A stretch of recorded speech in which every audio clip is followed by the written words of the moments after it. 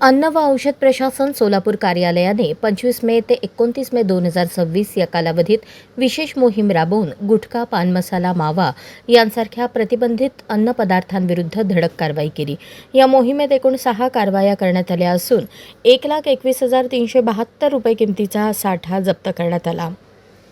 तसेच 6 इसमांविरुद्ध भारतीय न्याय संहिता कलम 123, 223, 273, 274 व अन्न सुरक्षा व मानके अधिनियम 2006 कलम 26, 27, 30 व 59 अंतर्गत गुन्हे दाखल करण्यात आले आहेत।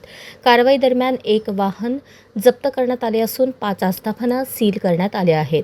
आयुक्त तुकाराम मुंढे यांनी पदभार स्वीकारल्यानंतर पुणे विभागाचे सह आयुक्त भोगावडे यांच्या मार्गदर्शनाखाली सोलापुरातील अन्न सुरक्षा अधिकाऱ्यांनी गोपनीय माहितीच्या आधारे ही मोहीम राबवली। देसाई यांनी स्पष्ट केले आहे की यापुढेही प्रतिबंधित अन्न पदार्थांची विक्री, उत्पादन, साठवणूक व वाहतूक निदर्शनास आल्यास कठोर कारवाई केली जाईल।